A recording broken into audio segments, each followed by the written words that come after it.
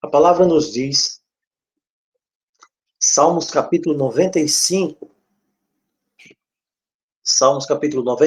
versos 6 e 7, extremamente apropriado para estas horas. A adoração. O Salmo diz, venham, é o convite, vinde, venham, adoremos e nos prostremos, ajoelhemos diante do Senhor que nos criou. Ele é o nosso Deus e nós, povo do seu pasto e ovelhas da sua mão. Louvado seja o seu nome para sempre. O Salmo 95, 6 e 7 nos apresenta a realidade do convite que nos é feito. Esse convite nos é feito, irmãos, todos os dias, todas as horas, a cada batida do seu coração. Cada batida do seu coração é um convite para adorar. Cada vez que você deita e pega no sono, quando você acorda, você é despertado, é um convite para adorar. A água que você bebe e te sustenta, o pão que você come, é um convite para adorar. O sorriso dos seus lábios, o abraço amigo, ouvir a voz dos seus filhos e das suas filhas, ter um lar, um teto, ou mesmo não tendo, em algum momento, desde que seja por Cristo, na alegria e na perseguição, é um convite para adorar. A palavra diz, venha, adore, se prostre, se ajoelhe. E o fundamento para tudo isso é porque Ele nos criou. Ele nos criou, Ele nos fez. Sabe, quando você começa a pensar na maravilha que é o corpo humano, não há como você não ficar maravilhado. Fato. Em ver que você tem aí, nossa, quantos quilômetros de veias dentro do seu corpo, que só tem 1,70 m ou 1,80 m, tem os mais baixinhos, né, 1,50 m, mas quantos quilômetros de veia, quantos quilômetros ininterruptos, o seu sangue não é bombeado e ele percorre o seu sistema imunológico e as sinapses do seu cérebro, enviando comandos, recebendo comandos também, recebendo convites, recebendo chamados, e tudo isso, a palavra diz, Ele quem nos criou. Ele quem nos criou. Sabe, como é que nós iniciamos essas horas santas? Adorando. Lucas capítulo 4, verso 8 diz que Jesus disse, adore o Senhor, adore aquele que existe, adore aquele que é, aquele que diz, eu sou o que serei. Não há passado, não há presente, não há futuro para ele, porque ele é o criador do tempo. Ele está fora do espaço-tempo. Passado, presente e futuro são a mesma coisa diante dos seus olhos. Ele não está no passado, ele não está no presente, ele não está no futuro. Ele criou todas estas coisas e tudo isso está nas mãos dele. Por isso a palavra diz, adore, porque ele é o único digno de louvor e de adoração. Ele é o único digno que você coloque seus joelhos, que você coloque seu rosto em terra para invocá-lo, para clamar por ele, porque ele é o seu Criador. Adoração é amor, é reconhecimento, é um coração transbordante de dedicação, reconhecendo aquele que existe como o Senhor da sua vida, o dono da sua vida. Muitas pessoas hoje estão dispostas a aceitar Jesus Cristo Salvador, mas não estão dispostas a aceitar Jesus Cristo como o Senhor da sua vida.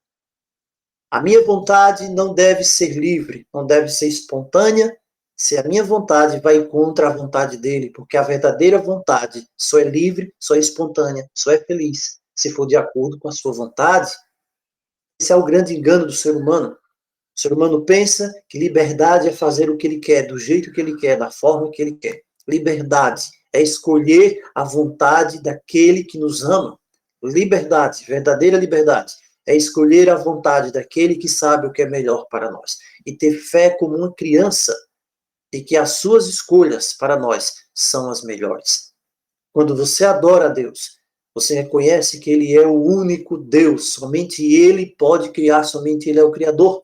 Você rende louvor, você rende glória, não há ninguém como Ele, só devemos adorá-lo. Você pode respeitar, admirar algumas pessoas, mas somente há um, que é o Criador dos céus e da terra. A palavra diz em Êxodo 34:14, não adore nenhum outro Deus, sabe? E para ser um Deus nos nossos dias, não precisa ser uma escultura de barro nem de ferro. Basta ser alguma coisa que tome o seu tempo, que tome os seus pensamentos, que faça com que você esqueça que em primeiro lugar na sua vida deve estar aquele que te trouxe a vida. Isso é adoração. A importância da adoração está registrada nos Salmos. No altar aqui da minha casa, eu tenho aberta a Escritura. E lá, eu estou aberto no livro dos Salmos. E quando eu acordo às 5 da manhã, para ir até a presença do Senhor e me colocar de joelhos, e ler a sua palavra, e invocar o seu nome, eu encontro lá nos Salmos histórias, experiências iguais às minhas, iguais à sua, que você tem passado, experiências de tristeza, experiências de dor, de dificuldades, mas experiências que nos dão alegria, nos dão fé, nos trazem certeza de que Cristo Jesus, como dizia sempre o apóstolo Paulo, ele conhece o nosso íntimo, o nosso ser. O Salmo 18 diz assim, Salmo 18, do 28 ao 32. Tu, Senhor, mantens acesa a minha lâmpada. É tu, Senhor, quem mantens acesa a minha vida, o meu coração batendo. O meu Deus transforma em luz as minhas trevas. As trevas são minhas, mas Deus transforma essas trevas, os meus problemas, as minhas dificuldades, em luz. E aqui Davi ainda dizia mais pela fé. Com o teu auxílio, eu posso atacar uma tropa, um exército inteiro, mas desde que com o teu auxílio eu posso fazer coisas inimagináveis.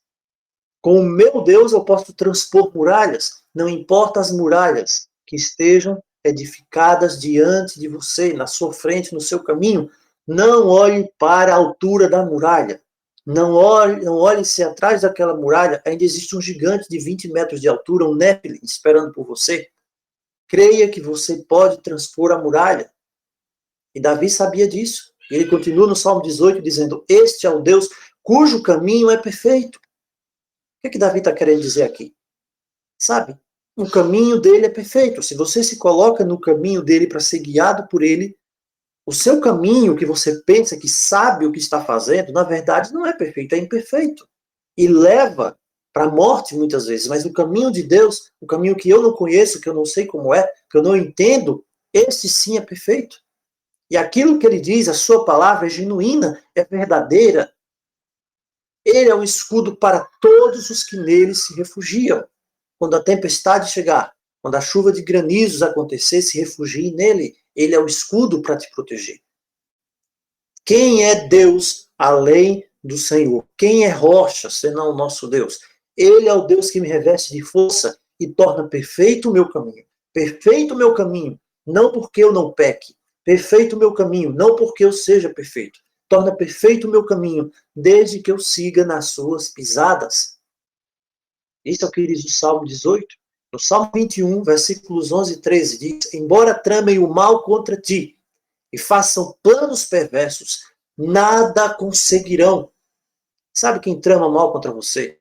Sabe quem faz planos perversos contra você? Exatamente agora. O anjo que caiu. O anjo que foi expulso do céu.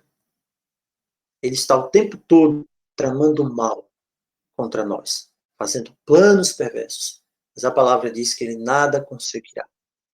A palavra diz aqui pela fé, tu os porás em fuga, quando apontares para eles o teu arco. Ser exaltado, Senhor, na tua força, cantaremos e louvaremos o teu poder. Que maravilha, que maravilha. No Salmo 23, fala sobre o pastor, nós conhecemos, o Senhor é o meu pastor e nada me faltará. Salmo 30, eu te exaltarei, Senhor, porque tu me reergueste e não deixaste que os meus inimigos se divertissem à minha custa.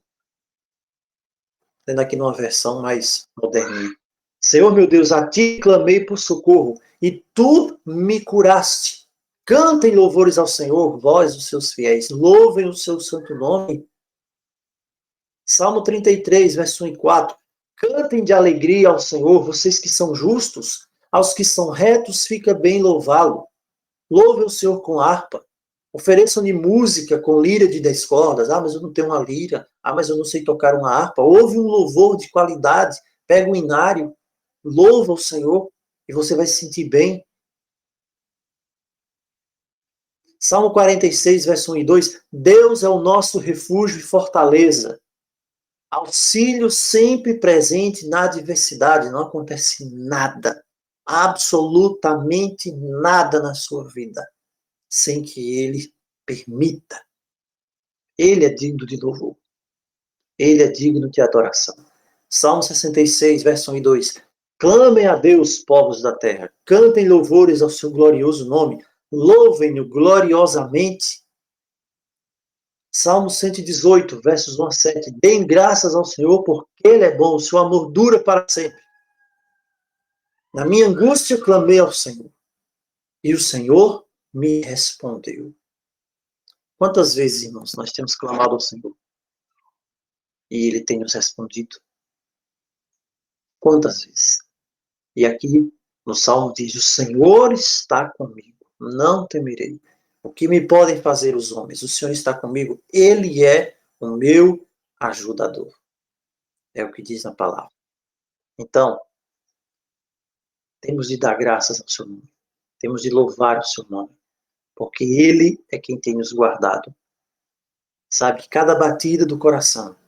E Davi no Salmo 139 dizia, Senhor, tu me fizeste de uma maneira assombrosa. E olha que Davi naquela época não tinha acesso, né, a uma endoscopia, a uma radioscopia, a um exame, não é isso, João? Esse exame eletroencefalograma para saber do cérebro, que o cérebro tem sinais, tem sinapses, como é que o coração funcionava. Davi não sabia nada disso, mas pela inspiração do Espírito, ele sabia que havia sido feito de um modo assombrosamente maravilhoso.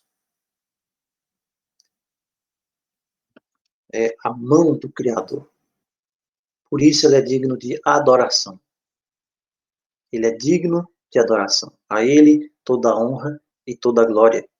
Quando nós vamos para o Apocalipse, nós vemos um hino de louvor. Apocalipse capítulo 5, nós temos um hino de louvor.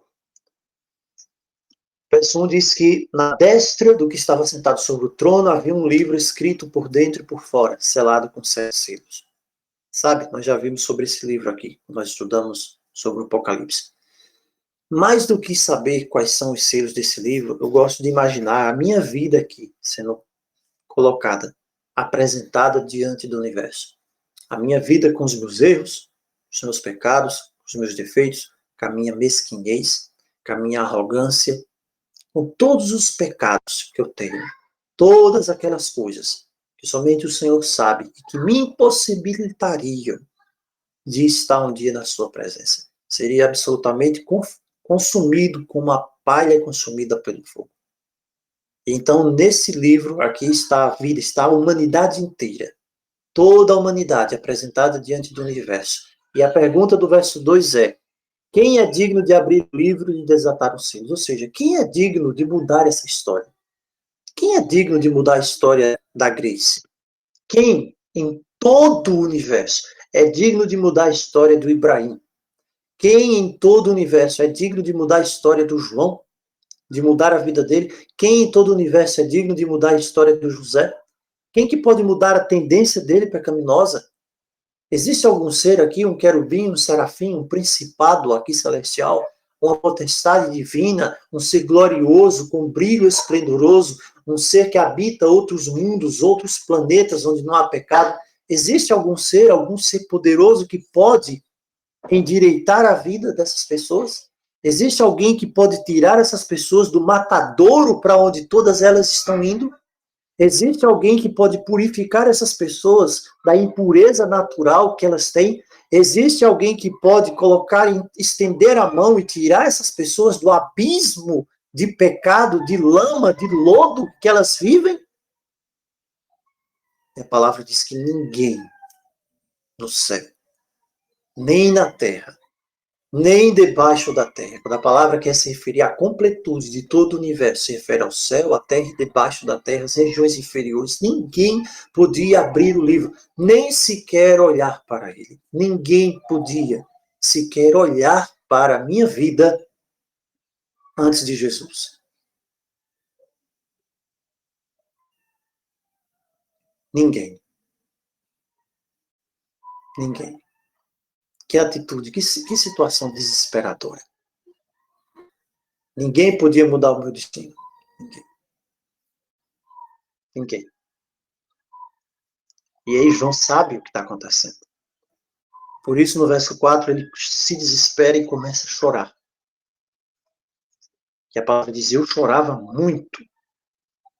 Sabe, um choro desesperado. João sabia que ali estava a história do irmão Francisco, a história da irmã Rosângela, a minha vida indo para o buraco.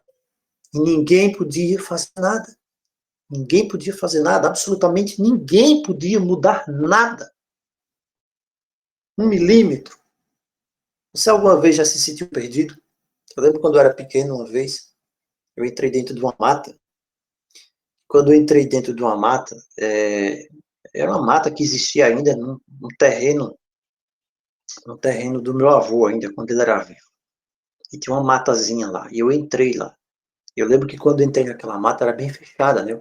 Eu sabia que do outro lado ali estava o meu pai, estavam os primos meus, os tios meus do outro lado. E eu saí de perto deles, não sei o que eu fui fazer, e eu tentei voltar. E quando eu tentei voltar, a mata foi como se tivesse fechado ali diante de mim. E eu não lembro mais para onde eu ia. Eu não sabia mais para onde eu ia. Eu me senti perdido ali dentro. E eu via como se tivesse escurecido tudo, porque havia umas árvores, uma coisa ali baixa, escura, e eu me senti perdido, desesperado ali, porque eu não sabia para onde ir.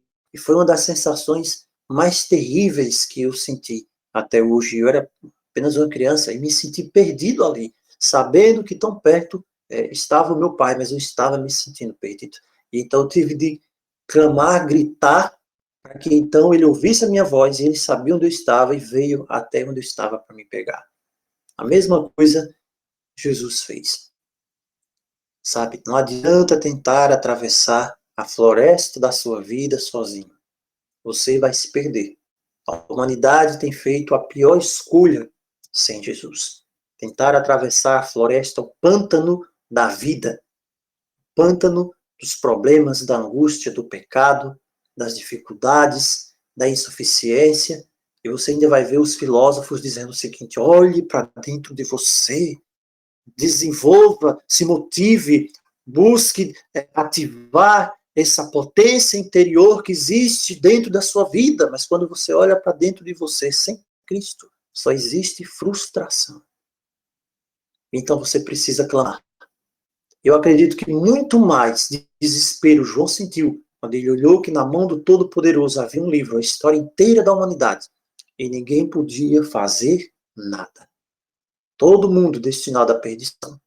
Todo mundo destinado a ser consumido no lago de fogo e enxofre, a ser destruído com o pecado. Não havia ninguém que pudesse fazer nada.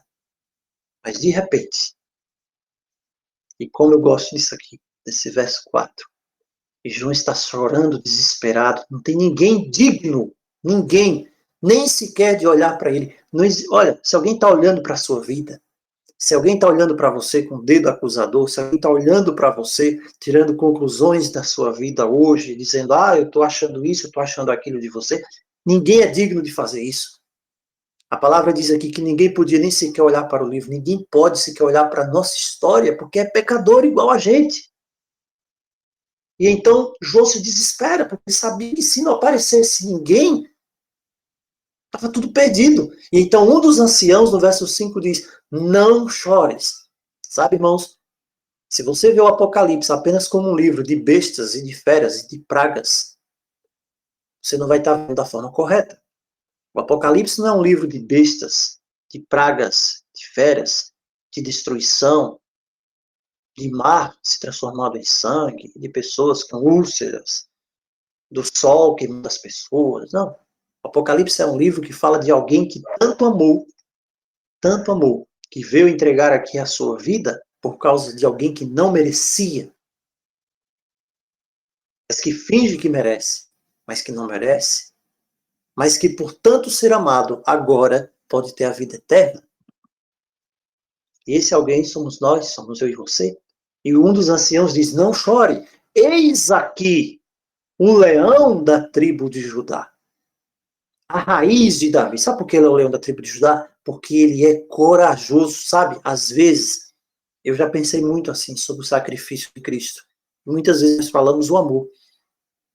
Mas o amor de Cristo, ele é um amor, é um misto de amor, sabe? Que leva a uma coragem, a um desejo, a uma vontade inexplicável, incompreensível, esse amor. Ele aqui é apresentado como o leão da tribo de Judá. E isso é tão forte que aqui também diz, ele é a raiz de Davi, ele que sustenta, ele aguenta o peso da terra inteira. Por isso que ele diz, eu venci o mundo, o peso do mundo inteiro. Você já parou para calcular o peso das desgraças deste mundo no decorrer dos séculos? Quantas desgraças têm acontecido? Acontecem nesse mundo a cada segundo.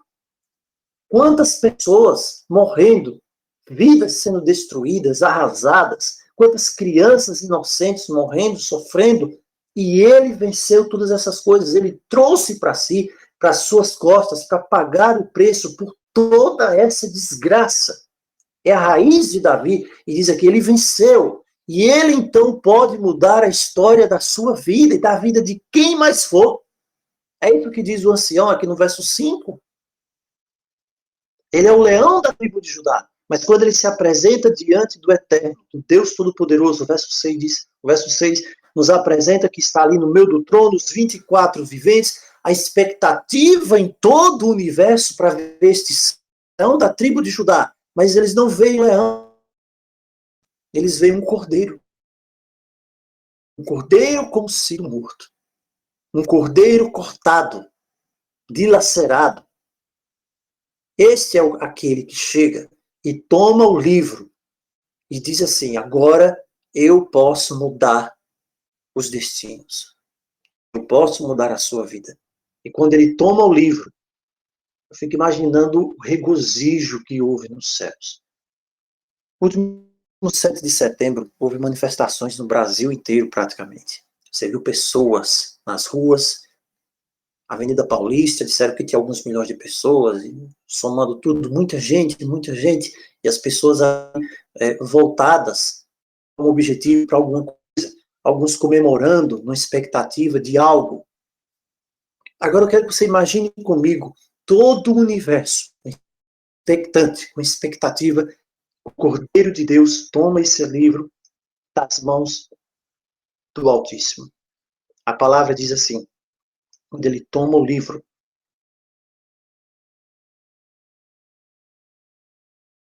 quatro animais, os 24 anciãos, no verso 8, prostraram-se diante do Cordeiro, tendo as orações, e cantavam um novo cântico, dizendo, digno. Veja, não havia ninguém digno, nos céus, na terra, debaixo na terra, ninguém digno, nem de abrir o livro, nem de olhar para ele. Ninguém pode mudar a sua vida, ninguém podia mudar o nosso destino de perdição eterna, de destruição. Todos condenados a viver, a morrer e a ser destruídos por nós mesmos, pelo nosso comportamento, pelo pecado maligno que existe. Mas então vem ele e toma o livro. E é por isso que você está aqui. É por isso que você pode falar para o seu colega de faculdade, é por isso que você pode falar para o seu colega de trabalho e dizer, olha, ele é digno de mudar a sua vida. Somente ele pode mudar a sua vida. Tem pessoas que às vezes entendem que a mensagem que nós proclamamos é uma mensagem de legalismo, né? De lei, de lei de sábado, não é nada disso. Isso apenas faz parte. O que nós proclamamos é que ele é digno de mudar a vida, ele é digno de tomar a sua vida. O livro é a sua vida. Ele é digno de tomar o livro, de abrir os selos, de conhecer a sua vida, porque ele foi morto, diz o verso 9. Ele foi morto. E com o seu sangue, ele lhe comprou. Não foi de graça, ele lhe comprou o mais alto preço. E diz a palavra, então, no versículo 10, que João olha E viu uma voz de milhares e milhares de anjos ao redor do trono. Olha, muitas vezes mais do que o pessoal que estava na Avenida Paulista. Muitas vezes mais do que se o mundo inteiro se reunisse para fazer uma passeata. São milhares, milhões dos animais, dos seres viventes, milhões e milhões, milhares e milhares. Aqui em Apocalipse diz, Daniel 7 também fala disso. E eles então diziam, digno é o Cordeiro. Sabe o que é isso aqui, irmãos? Adoração. Isso é adoração. É isso que deve encher o seu coração. Todas as vezes que você se colocar de joelhos, digno, digno é o Cordeiro que foi morto. Ele é digno, ele, só ele é digno. Ninguém pode ter essa honra, essa glória, somente ele é digno de receber. O poder é dele, as riquezas é dele, a sabedoria é dele, a força. Ah, não, não sou empregado, sou empregador que tem força. Não é o governo quem tem força, não é a besta quem tem força. Não, é ele quem tem força. Ah, não é uma pessoa rica que tem honra, é ele quem tem honra. Ah, não é fulano de tal, é uma personalidade, uma celebridade que tem glória. Não, é ele quem tem glória. Somente ele quem tem as ações de graças. Ele é digno de receber o poder, riqueza, sabedoria, força, honra, glória, ações de graças para sempre. E diz o verso 13, e ouvi que toda criatura, sabe o que quer dizer toda criatura? Toda criatura que está no céu, que está na terra. Ah, o sapo, sim, o sapinho vai estar dizendo. O sapo vai estar dizendo isso. Sabe? Ah, o peixe vai estar dizendo isso, debaixo da terra, que está no mar. Ah, o tubarão, a baleia vai estar dizendo isso. Vai dizer isso, porque ele criou, ele quem fez. São criaturas, e todo ser, toda criatura, tudo que foi criado. Ah, o besourozinho. Toda criatura que está no céu, na terra, a lombriga vai dizer, está lá no chão, o que for, vai estar dizendo, vai, tudo, toda criatura, no céu, na terra, embaixo da terra, onde você não sabe onde tem alguma coisa, mas tem. No mar, onde você não sabe, né? Mais do que a profundeza das fossas marianas, mais, ninguém sabe onde está, onde vai. Tudo está dizendo ao que está assentado sobre o trono, o Altíssimo, aquele que existe, o único que possui imortalidade, a ele e ao Cordeiro sejam dadas ações de graças e honra e glória e poder para todo o sempre. Amém. Louvado seja o nome do Senhor. Ele é digno. Ele deixou seu trono de glória. Ele depôs a sua coroa, as vestes régias celestiais, adorado pelos anjos, e veio e se fez homem, para saber o que você sentia. Para quando você clamasse, chorasse, reclamasse de alguma coisa, ele dissesse, eu sei bem o que você está falando. Eu sei o que você está dizendo, porque eu já passei por isso. Ele é digno. Sabe? Existe uma passagem bíblica aqui que diz assim, que ele promete, né, aquele que for fiel, eu vou fazer coluna no santuário do meu Deus, de lá não vai sair, mas vai simplesmente dizer, santo, santo, santo, e não tem descanso, né, nem de dia, nem de noite. Eu oro a Deus e digo, Senhor, me conceda essa graça, eu queria estar nesse local, para estar dizendo ali, santo, santo, santo, digno, é o Cordeiro, ao que está sentado sobre o trono, a ele seja dada honra, glória, domínio, louvor, e não tem descanso. Nem de dia, nem de noite, porque ele é digno. Ele é digno.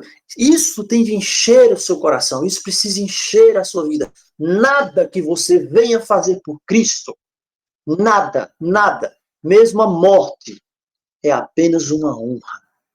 É um dom imerecido. Porque ele é digno.